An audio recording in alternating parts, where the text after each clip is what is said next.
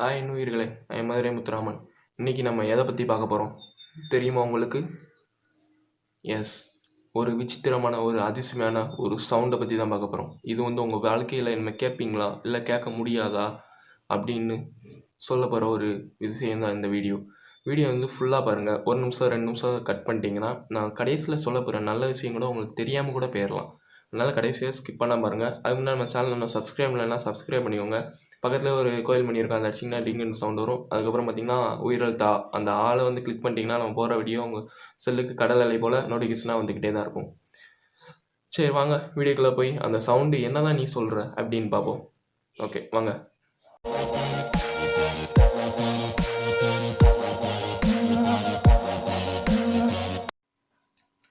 வணக்கம். இன்றைக்கி நம்ம அந்த சவுண்டை பற்றி தான் பார்க்க போகிறோம். அதுக்கு முன்னாடி ஒரு சின்ன ஒரு அப்டேட் மட்டும் பார்த்துருவோம். என்னென்னு பார்த்தீங்கன்னா, ட்விட்டர் நிறைய நாட்டில் பேன் பண்ணலாம்னு சொல்லிகிட்டு இருக்காங்க. ஏன்னா நம்ம நாட்டிலேயே சொல்லிகிட்டு இருக்காங்க. என்னென்னா இந்தியாவில் அது இப்போ 2021 கொஞ்சம் ரூல்ஸ் கொண்டு வந்திருந்தாங்க. அதுக்கு கட்டுப்பட்டு வாட்ஸ்அப்பு, ஃபேஸ்புக்கு அவங்களாம் சரி நாங்கள் இதுக்கு கட்டுப்படுறோம் அப்படின்னு சொல்லிட்டு அவங்க சரின்னு சொல்லிட்டு அவங்களோட கணக்கை இப்போ தொடங்கிட்டு இருக்காங்க. ஆனால் அந்த ட்விட்டர் மட்டும் பார்த்தீங்கன்னா இன்னும் ஒரு ரீசன் கூட இன்னும் சொல்லாமல் இது பண்ணிகிட்டு இருக்காங்க. அப்புறம் பார்த்தீங்கன்னா இப்போ நிறைய பேத்துக்கு இந்த வெரிஃபைட் டிக்குன்னு ஒன்று இருக்கும், இந்த ப்ளூ கலரில் பேஜ். அது எல்லாத்துக்கும் பார்த்தீங்கன்னா கேன்சல் பண்ணிகிட்டு இருக்காங்க.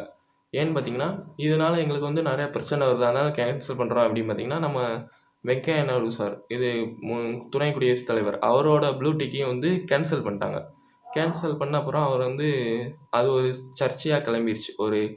நான் எவ்வளோ பெரிய ஆள், எங்கே தான் கேன்சல் பண்ணிட்டீங்க, ஏன் எதுக்குன்னு பேன் பண்ணிடணும் அப்படின்னு சொல்லிட்டு இருந்தாங்க.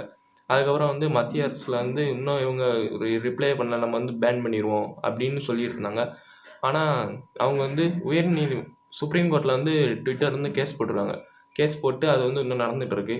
ஆனால் இவங்க நம்ம இந்திய அரசு இது கொடுத்துருந்தாங்க, இது அவகாசம் ஜூலை இந்த மாதம் வரை இது கொடுத்துருந்தாங்க. ஆனால் அது டைம் முடிஞ்சிருச்சு. முடிஞ்ச அப்புறம் இப்போ பேன்லாம் என்னன்னு பேசிகிட்டு இருக்காங்க.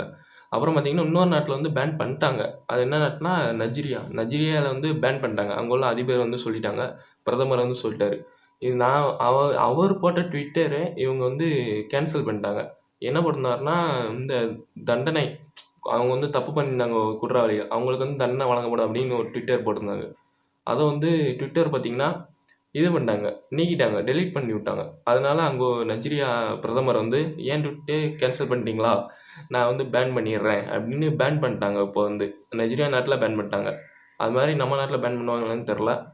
பேன் பண்ணிட்டாங்கன்னா நம்ம ட்விட்ஸ் ஒன்றுமே போட முடியாது, அது கொஞ்சம் கஷ்டம்தான்.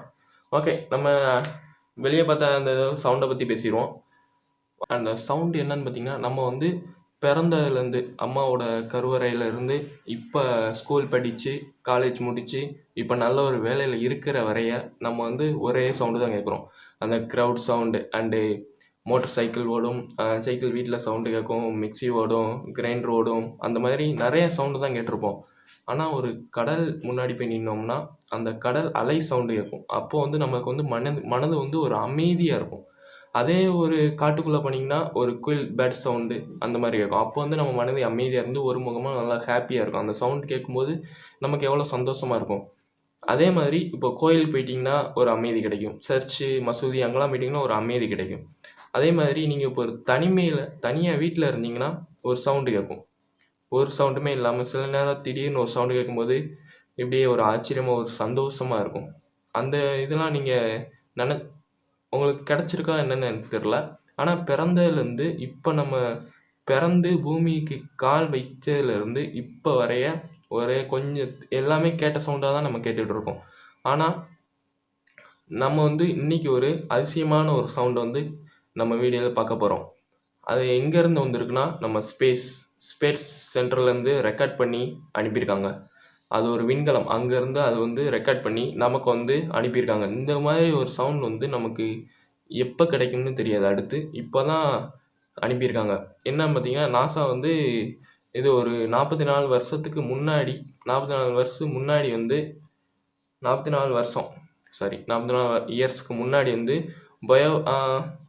வயேஜர்னு ஒரு விண்கலத்தை லான்ச் பண்ணியிருந்தாங்க மேலே ஸ்பேஸ். இதுக்கு லான்ச் பண்ணியிருக்கும்போது அங்கே பார்த்தீங்கன்னா அந்த இது வந்து எதுக்கு லான்ச் பண்ணியிருந்தாங்கன்னா சூரிய மண்டலத்துலேருந்து சூரிய மண்டலம் அதுக்கு வெளியே என்னெல்லாம் அந்த வெளியே உள்ள உலகத்தில் என்னெல்லாம் நடக்குது என்னெல்லாம் நடக்க போகுது அதெல்லாம் தெரிஞ்சுக்கிட்டு நமக்கு வந்து தகவல் கொடுக்கணுமே அப்படின்னு தான் அந்த இதை லான்ச் பண்ணியிருந்தாங்க.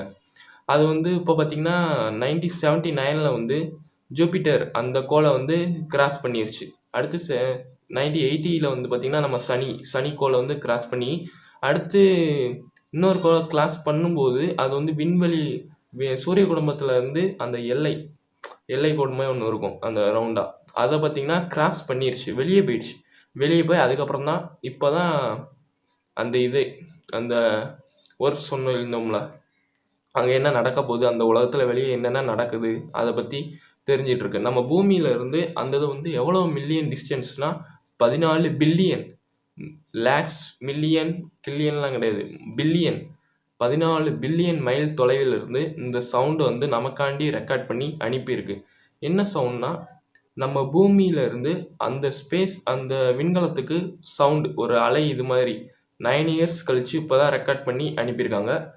அந்த இதை வந்து நம்ம வந்து கேட்க போகிறோம். இந்த இது வந்து வாழ்க்கையில் நமக்கு எப்போ கிடைக்கும்னே தெரியாது, அடுத்து எப்போ கிடைக்க போகுதுன்னு தெரியாது. இப்போ தான் 44 இயர்ஸ் ஆச்சு லான்ச் பண்ணி, இப்போ 9 இயர்ஸ் கழிச்சு விண்வெளி அந்த சூரிய குடும்பத்துலேருந்து 9 இயர்ஸ் ஆச்சு வெளியே போய் இப்போ தான் அந்த இதை வந்து ரெக்கார்ட் பண்ணி நமக்கு வந்து அனுப்பியிருக்காங்க. அந்த சவுண்டை நம்ம கேட்டால் நமக்கு வந்து மன நிம்மதி. நம்ம வந்து ஏன்னா நம்ம இமேஜினேஷன் பண்ணிக்கோங்க.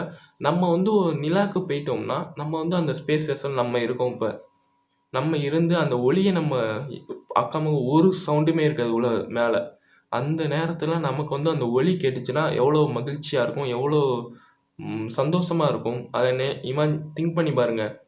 அந்த நேரத்தில் நமக்கு வந்து ஒரு வரப்பிரசாதம் மாதிரி நம்ம 14 பில்லியன் டிஸ்டன்ஸில் இருந்து நம்ம பூமியிலேருந்து இவ்வளோ சவுண்ட்ஸ் நமக்கு வந்து கேட்குதா அப்படின்னு அதை வந்து நம்ம வந்து புரிஞ்சுக்கலாம், நம்ம வந்து கேட்கலாம். அந்த சந்தோஷமே அங்கேயும் இருக்க வைக்கும் நம்மளை. அதனால இந்த சவுண்டை வந்து கேளுங்க, நல்லாயிருக்கும், கேட்டு பாருங்கள். இது ஒரு நாய்ஸ் மாதிரி தான். ஏன்னா அங்கேருந்து அவ்வளோ டிஸ்டன்ஸ்லேருந்து அவங்க எடுக்கும்போது சவுண்ட்ஸ் இப்படி தான் இருக்கும். ரெக்கார்ட் பண்ணி அனுப்பியிருக்காங்க. அந்த சவுண்டை முதல் கேட்டுட்டு வாங்க. ஓகே.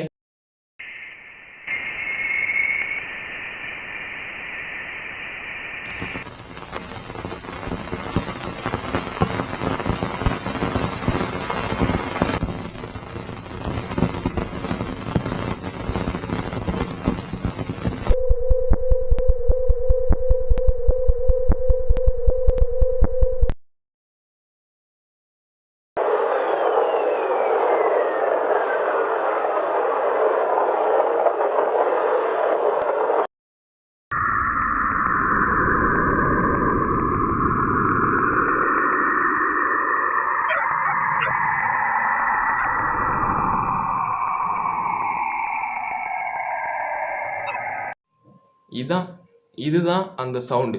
இந்த சவுண்டை வந்து நம்ம தனியாக இருக்கும்போது, நிலாவில் இருக்கும்போது, அந்த ஸ்பேஸ் ஸ்டேஷனில் இருக்கும்போது நம்ம கேட்டால் நமக்கு எவ்வளோ ஹாப்பியாக இருக்கும். அதே மாதிரி இப்போ இங்கே கேட்கும்போது நமக்கு வந்து அவ்வளோ ஹாப்பி இருக்காது. ஆனால் தனிமையில் இருந்து கேட்டு பாருங்கள், அவ்வளோ ஒரு சந்தோஷமாகவும் அவ்வளோ ஹாப்பியாக இருக்கும். நம்ம ஸ்பேஸ் ஸ்டேஷன் அங்கேருந்து அந்த விண்கலம் வந்து நமக்கு வந்து அனுப்புதே பாருங்கள், எவ்வளோ சந்தோஷமான விஷயம். ஓகே, இந்த சவுண்ட் கேட்டு எவ்வளோ பேர் மகிழ்ச்சி அடைஞ்சிருக்கீங்க அந்த இதை கீழே வந்து கமெண்ட் பண்ணுங்கள். நான் எப்படி பேசியிருக்கேன்னு கீழே கமெண்ட் பண்ணுங்கள். நம்ம சேனல் ஒன்றும் சப்ஸ்கிரைப் பண்ணலைன்னா சப்ஸ்கிரைப் பண்ணிக்கோங்க. பக்கத்துலேயே கூட ஒரு பெல் ஐக்கன் வரும், அதை கிளிக் பண்ணிட்டீங்கன்னா நம்ம சேனல் வர கடல் அலை போல் நோட்டிஃபிகேஷன் நமக்கு மொபைல் நோக்கி வந்துக்கிட்டே தான் இருக்கும். அடுத்து இன்றைக்கி ஒரு கேள்வி கேட்கணும். என்ன கேள்வினா, நீங்கள் அந்த இடத்துல இருந்தீங்கன்னா எவ்வளோ சந்தோஷம் அடைஞ்சிருப்பீங்க, அதை வந்து கீழே கமெண்டில் சொல்லிடுங்க. ஓகே, நம்ம வாட்ஸ்அப் குரூப்பில் ஜாயின் பண்ணிக்கோங்க. இன்றைக்கி 2 நியூஸ் பார்த்தோம், ட்விட்டர் பேன் அண்டு சவுண்ட், இந்த ஸ்பேஸ் சவுண்டை பற்றி பார்த்துருந்தோம். ரெண்டுமே எப்படி இருக்குன்னு கமெண்ட் பண்ணுங்கள். ஓகே, அடுத்து ஒரு நல்ல வீடியோவில் சந்திப்போம். நாளைக்கு பார்ப்போம். நாளைக்கு வந்து ஒர்க்கு ஸ்டார்ட் ஆயிரும். நாளையிலேருந்து தமிழ்நாட்டில் வந்து லாக்டவுன் வந்து தளர்வுகளோட ஆரம்பிக்காங்க. அதனால் நானும் வேலைக்கு போயிடுவேன். ஆனால் நம்ம வீடியோ வந்து போடுவோம். நாளையிலேருந்து மார்னிங் வந்து லான்ச் பண்ணலான்னு இருக்கோம் வீடியோ. அதனால் எல்லோரும் சப்போர்ட் பண்ணுங்கள். நம்ம சேனலை சப்ஸ்கிரைப் பண்ணுங்கள், ஷேர் பண்ணுங்கள், லைக் பண்ணுங்கள். Okay, bye. Stay home, stay safe. வீட்டில் பத்திரமா இருங்க, மாஸ்க் போட்டுக்கோங்க. ஓகே, பாய், நன்றி, வணக்கம்.